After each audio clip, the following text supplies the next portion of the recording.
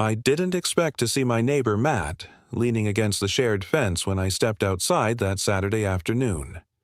The sunlight caught in his tousled blonde hair, his shirt clinging just slightly to the curve of his shoulders from the lingering heat of a morning workout. He had that casual confidence about him, the kind that always made me nervous and made him seem entirely oblivious to the way people noticed him. "Hey," I said, my voice coming out steadier than I'd expected.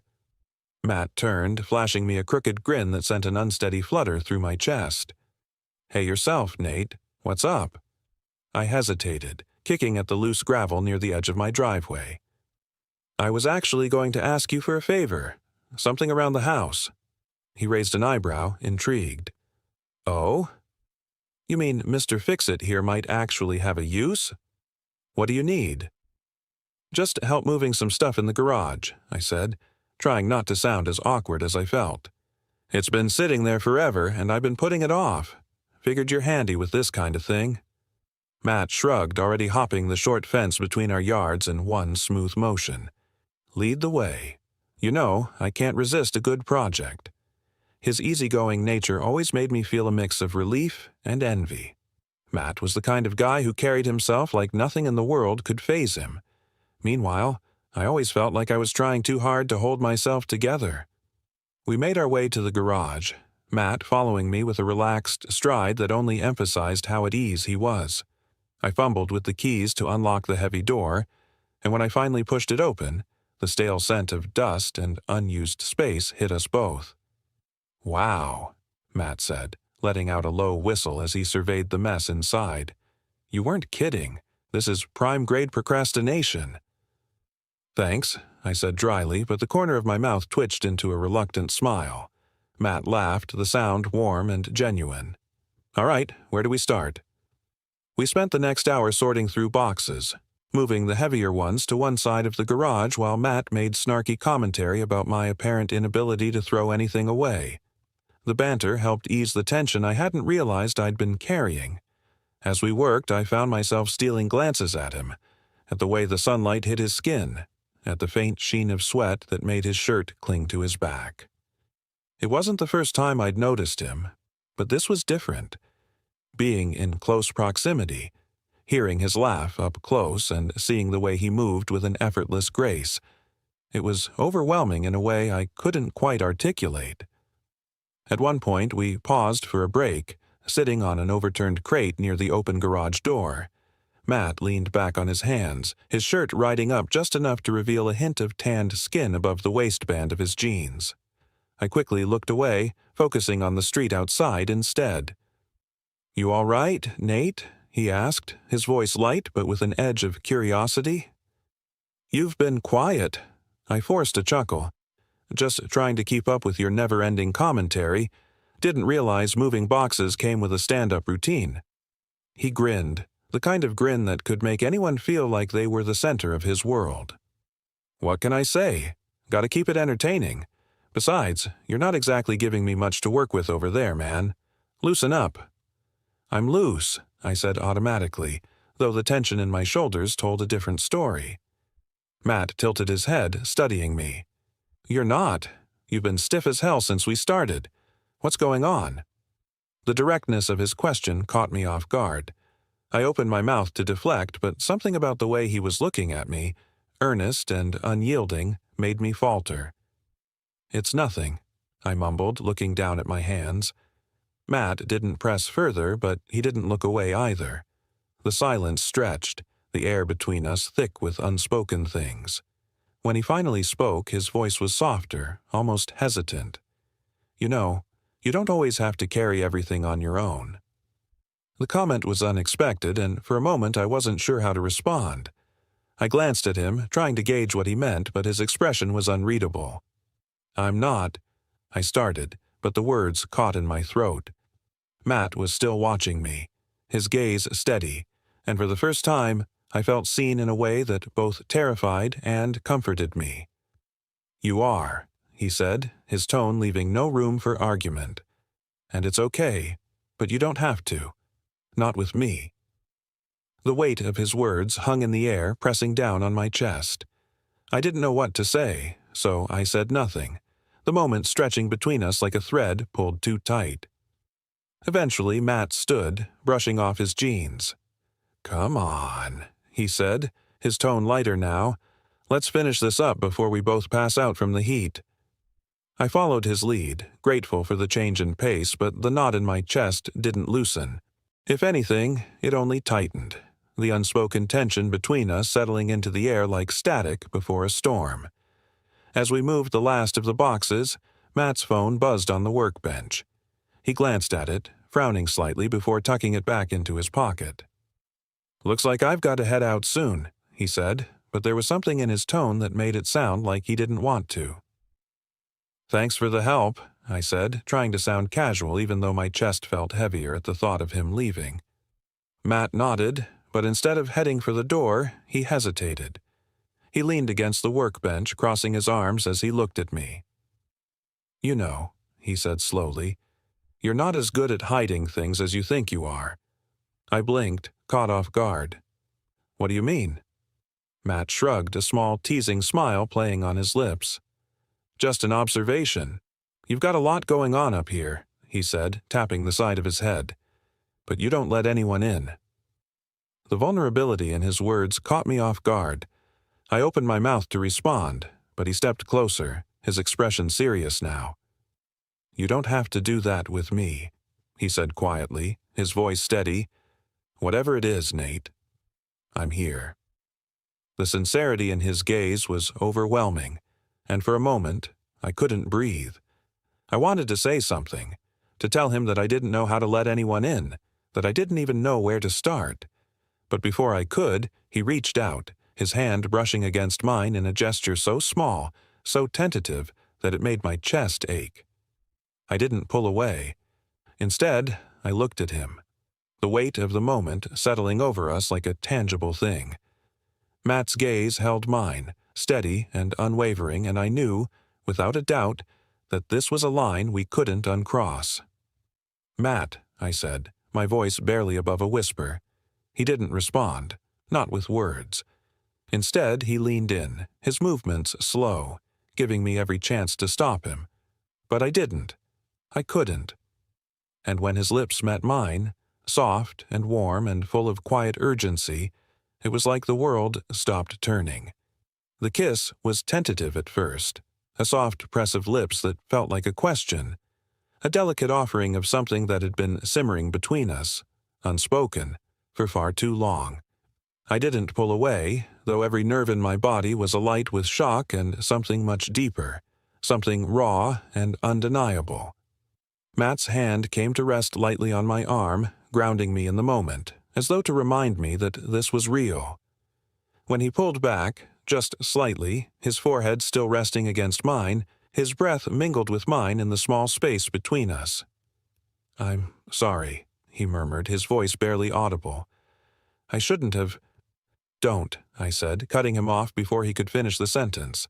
My own voice trembled, my heart pounding so loudly I could barely hear myself think. "Don't apologize."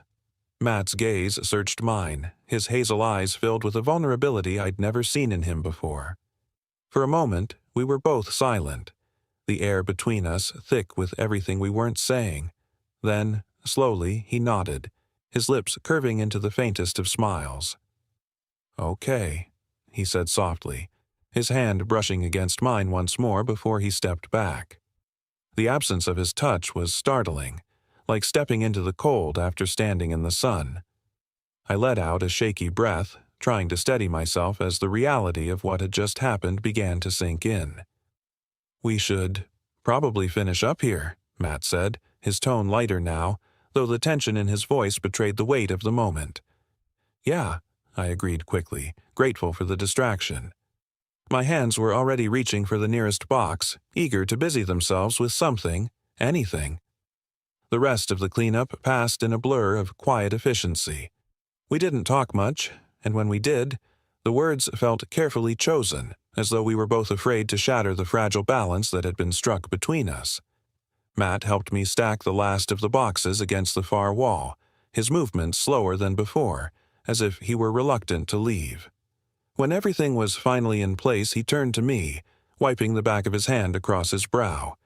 "Well, he said, his voice steady but softer than usual. "Looks like my work here is done." "Thanks," I said, meeting his gaze. My chest felt tight again, but for a different reason this time. "I couldn't have done it without you." Matt smiled, that same crooked grin that had always made my stomach flutter.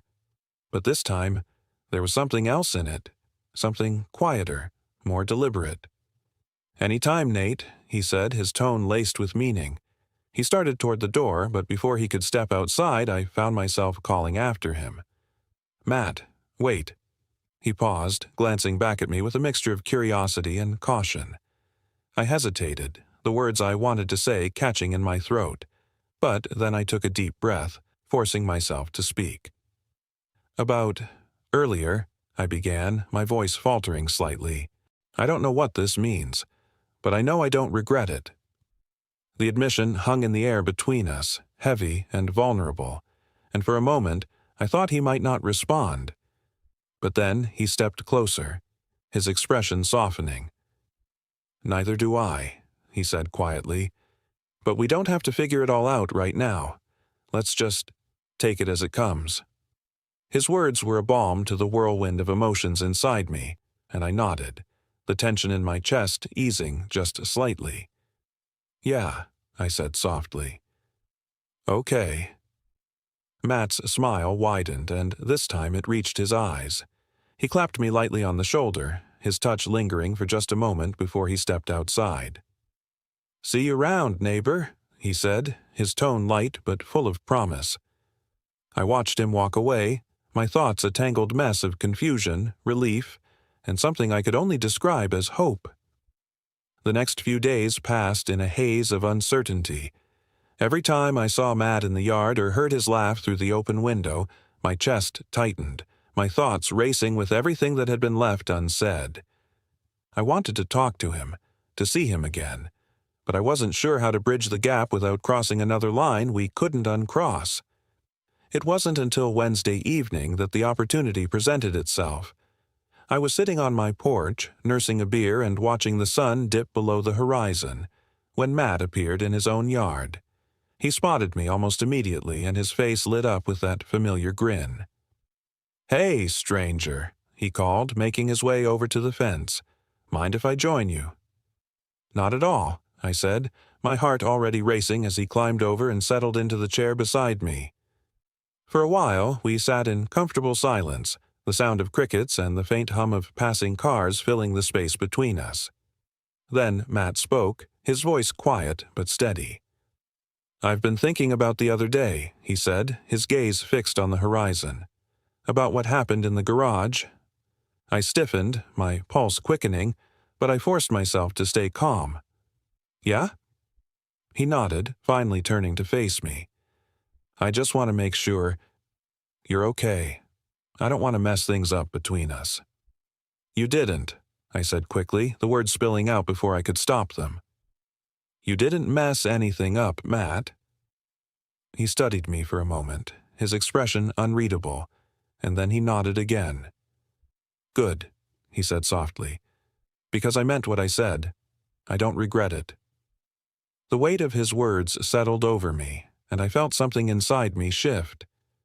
"Neither do I," admitted, my voice barely above a whisper. The silence that followed was heavy, but not uncomfortable.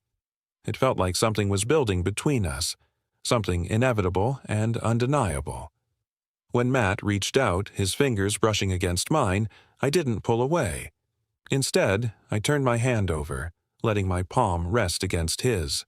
He smiled then, a small, quiet smile that made my chest ache in the best possible way. "You know," he said softly, "I think this might be the start of something good." I didn't trust myself to speak, so I nodded, my throat too tight to form words. And as we sat there, hand in hand, watching the last light of the day fade into night, I knew he was right. The days that followed felt like a strange, delicate balancing act. Matt and I fell into a rhythm that was at once familiar and entirely new, as if we were dancing along the edge of something that neither of us could fully name. There were moments when the tension between us was palpable, his hand brushing against mine as we passed each other in the yard, the way his gaze lingered just a second too long when he thought I wasn't looking. And then there were moments of quiet normalcy, where we bantered and laughed like we always had, as if nothing had changed. But everything had changed. One evening, I found myself staring at my reflection in the bathroom mirror, my thoughts a tangled mess of questions and half-formed answers. The light above the sink buzzed faintly, and the faint hum was the only sound in the house. My mind kept circling back to Matt, to the way his smile had made my chest ache earlier that day, to the way his voice seemed to wrap around me like a warm blanket whenever he said my name. I didn't know what this was, but I knew it was real, and I knew I couldn't keep pretending that it wasn't. The knock at the door startled me, and for a moment I thought I'd imagined it. But then it came again, soft but insistent. I opened the door to find Matt standing on my porch, his hands shoved deep into his pockets and his expression unreadable. "Hey," he said, his voice quieter than usual. "Can I come in?" I nodded, stepping aside to let him in. He hesitated for a moment before crossing the threshold, and I couldn't help but notice the way his shoulders were tense, as if he were bracing himself for something. "What's up?" I asked, closing the door behind him. Matt turned to face me, his eyes meeting mine with an intensity that made my pulse quicken. "I needed to see you," he said simply, his voice steady despite the vulnerability in his expression. I swallowed hard, my chest tightening as I tried to make sense of the moment. "Okay," I said softly. "What's going on?" He hesitated, running a hand through his hair, and for a moment I thought he might turn around and walk back out the door. But then he took a deep breath, his gaze never leaving mine. "I can't stop thinking about you, Nate," he admitted, his voice barely above a whisper. "I tried to keep it casual, to just let things happen, but it's driving me crazy." The raw honesty in his words left me breathless, and I felt a surge of emotion rise in my chest. "You're not the only one," I said quietly, my own voice trembling. "I've been trying to figure out what this is, what it means. But I don't know." Matt stepped closer, his hand reaching out to rest lightly on my arm. "We don't have to know," he said softly. "We don't have to figure it all out right now. But I need you to know how I feel, because I don't think I can keep pretending that this isn't happening." His words sent a rush of heat through me, and before I could overthink it, I closed the distance between us. My hands found his shoulders, and I pulled him closer, my heart pounding in my chest as our lips met in a kiss that was anything but tentative. This time, there was no hesitation, no uncertainty, only the quiet certainty that this was exactly where we were meant to be. Matt responded immediately, his hands moving to my waist as he deepened the kiss, his touch firm but gentle. The world around us seemed to fade away, leaving only the warmth of his body against mine and the soft sound of our breaths mingling in the quiet. When we finally pulled apart, we were both breathing heavily, our foreheads resting together as we tried to catch our breath. Matt's hands lingered on my hips, his touch grounding me in the moment. "Are you okay?" he asked, his voice barely audible. I nodded, my throat too tight to speak. Instead, I leaned in, pressing my lips to his again in a kiss that was slower this time, more deliberate. His hands slid up my back, pulling me closer, and I melted into him, my heart racing with a mixture of fear and exhilaration. For the first time in a long time, I felt like I wasn't holding anything back. We ended up on the couch, tangled together in a way that felt both effortless and electrifying. Matt's fingers traced lazy patterns along my arm, his touch sending shivers through me as we lay side by side. The room was dimly lit, the soft glow of the lamp casting long shadows on the walls, and the quiet hum of the air conditioner was the only sound. "I didn't plan for this to happen," Matt said suddenly, his voice breaking the comfortable silence. "I mean, I hoped for it, but I didn't think—" He trailed off, and I looked up at him, my chest tightening at the vulnerability in his expression. I didn't think it would happen either, I admitted, my voice barely above a whisper, but I'm glad it did. His smile was small but genuine, and he reached up to tuck a strand of hair behind my ear. Me too, he said softly, more than you know. The weight of his words settled over me, and I felt a surge of emotion that was almost too much to bear. I leaned in, pressing my lips to his once more, and in that moment I knew, without a doubt, that this was only the beginning. As the evening wore on, we stayed curled together on the couch, the quiet intimacy of the moment wrapping around us like a cocoon. Matt's hand rested lightly on my waist, his thumb tracing absent-minded circles that sent shivers up my spine. My head was on his chest, rising and falling with each steady breath, and for the first time in what felt like forever, I felt completely at ease. The silence between us wasn't heavy anymore. It was comfortable, charged with a warmth that neither of us felt the need to explain. But as much as I wanted to stay in that moment, the question that had been lingering at the edge of my mind finally broke free. "What happens now?" I asked softly, my voice barely above a whisper. Matt's fingers stilled against my side, and I felt him shift slightly beneath me. "What do you mean?" I lifted my head to meet his gaze, my heart pounding as I tried to find the right words. "This," I said, gesturing vaguely between us. "What we're doing. What does it mean?" His brows furrowed slightly, and for a moment I thought I'd overstepped. But then he reached out, his hand cupping the side of my face as his thumb brushed gently against my cheek. "It means I care about you, Nate," he said simply, his voice steady. "It means I want to see where this goes, if you want that too." The sincerity in his eyes was overwhelming, and I felt my chest tighten with a mix of relief and something deeper, something I couldn't quite name. "I do," I said, the words spilling out before I could second-guess them. "I want that too." Matt's smile was soft, almost shy, and he leaned in to press a lingering kiss to my forehead. "Good," he murmured, "because I'm not going anywhere." The days that followed were a strange mix of normalcy and something entirely new. Matt and I slipped back into our usual routines, work, errands, the occasional shared beer on my porch, but the unspoken connection between us had shifted into something undeniable. There were stolen moments in the kitchen, the brush of his hand against mine as he passed me a mug of coffee. There were quiet conversations late at night, his voice low and warm as we shared parts of ourselves we'd never spoken aloud before. And then there were the moments when everything else fell away, when it was just the two of us, tangled together on my couch or his bed, the world outside forgotten. Those moments were electric, grounding, and utterly transformative. It wasn't perfect. There were times when the weight of what we were doing, of what it meant, threatened to creep in and pull me under. But Matt had a way of grounding me, of reminding me that it didn't have to be perfect to be real.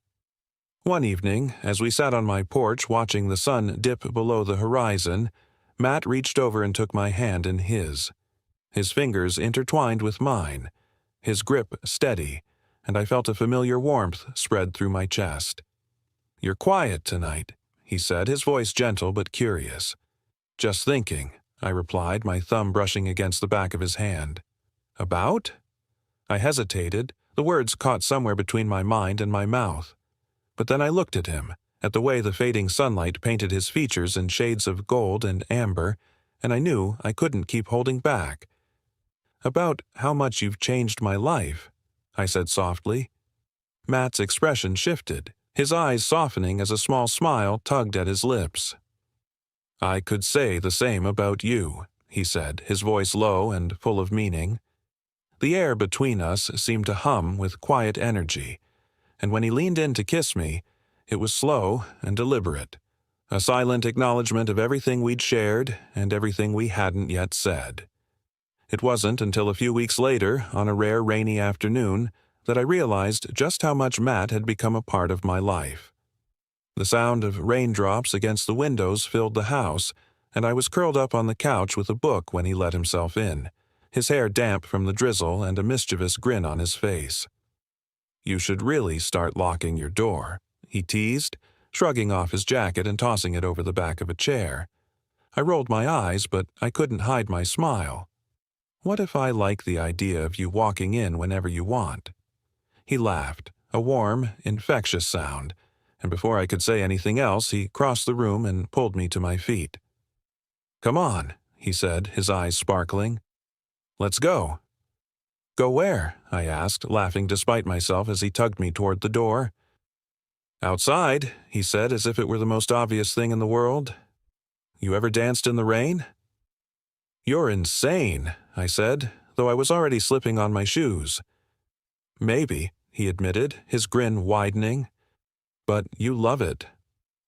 He wasn't wrong.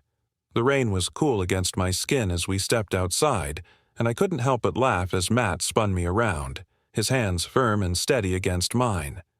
The world seemed to blur around us, the rain soaking through our clothes and plastering our hair to our faces, but I didn't care.